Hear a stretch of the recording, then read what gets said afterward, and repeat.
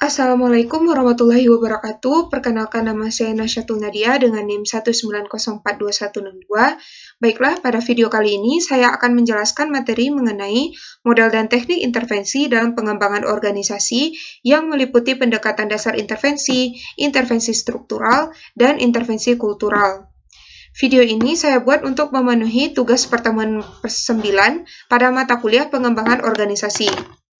Baiklah, sebelum kita lanjut pada model dan teknik intervensi dalam pengembangan organisasi, perlu ditegaskan kembali bahwa pengertian dari pengembangan organisasi sendiri adalah sebuah rencana jangka panjang yang berusaha untuk meningkatkan keefektifan organisasi dan kemampuannya untuk beradaptasi dan berubah melalui penerapan pengetahuan dan teknik-teknik ilmu perilaku. Pengembangan organisasi berfokus membantu perusahaan atau organisasi yang bersangkutan dalam mencapai peningkatan kinerja yang berkelanjutan melalui sumber daya manusianya.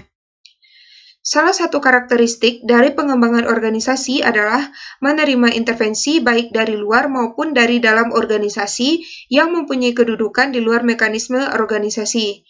Intervensi adalah serangkaian aktivitas yang direncanakan, diprogram, dan teknik yang digunakan organisasi dan klien untuk berkolaborasi dalam program pengembangan organisasi.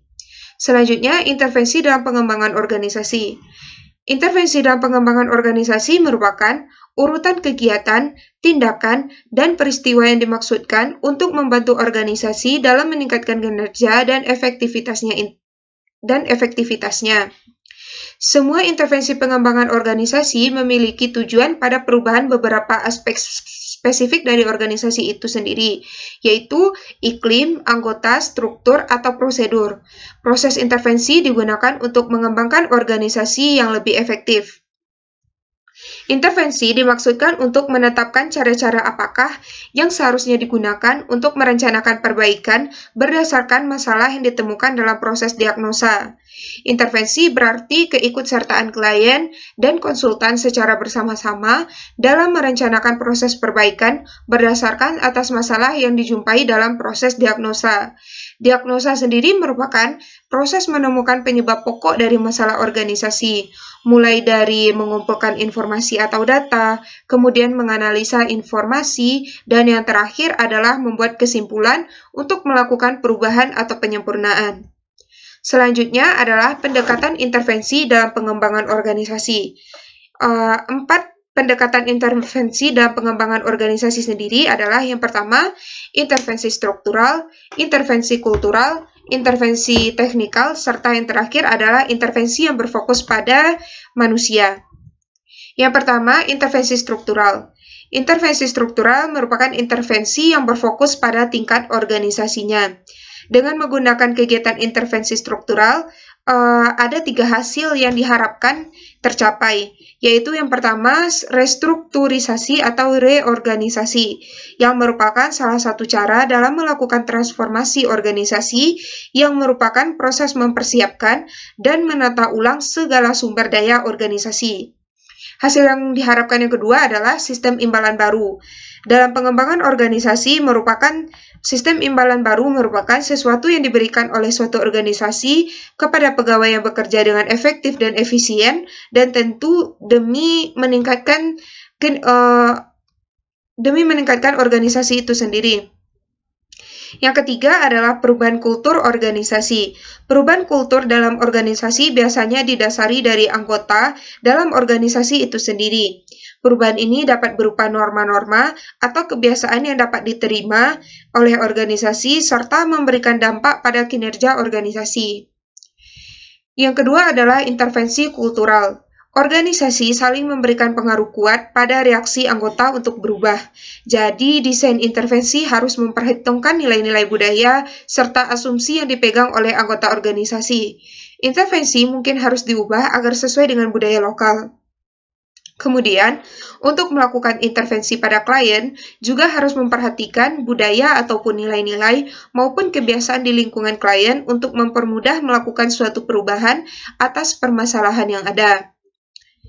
Selanjutnya adalah intervensi teknikal, yaitu intervensi yang berfokus pada pekerjaannya. Penggunaan dari intervensi teknikal dilakukan secara dilakukan melalui perluasan pekerjaan secara vertikal. Teknik penerapannya adalah yang pertama penggabungan tugas agar pelaksana yang tadinya terbagi-bagi menyatu di tangan seorang. Kemudian, penciptaan satuan kerja yang sifatnya alamiah, yang berarti bahwa aneka ragam pekerjaan seseorang karyawan terwujud menjadi sesuatu yang dapat diidentifikasikan serta merupakan sesuatu yang bermakna. Yang ketiga adalah penciptaan hubungan kerja dengan kliennya. Yang keempat, pengembangan pekerjaan secara vertikal.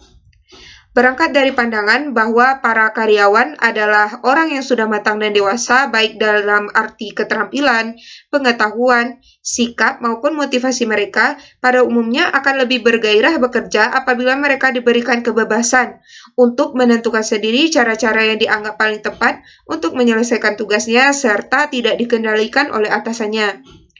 Kemudian teknik penerapan yang terakhir adalah membuka saluran umpan balik. Akan memungkinkan seorang karyawan mengetahui bagaimana pendapat orang lain tentang kinerjanya. Baiklah, intervensi selanjutnya adalah intervensi yang berfokus pada manusia sebagai sumber daya manusianya. Pendekatan pengembangan organisasi menekankan 5 bentuk spesifik intervensi yang berfokus pada manusia sebagai sumber daya manusia pada organisasi tersebut. Yang pertama adalah pelatihan kepekaan, yang kedua umpan balik melalui survei, yang ketiga konsultan proses, yang keempat pembinaan tim, dan yang terakhir adalah pembinaan kerjasama antar kelompok. Baiklah, sekian pemaparan materi ini. Jika ada yang salah, saya mohon maaf. Sekian dari saya. Terima kasih. Assalamualaikum warahmatullahi wabarakatuh.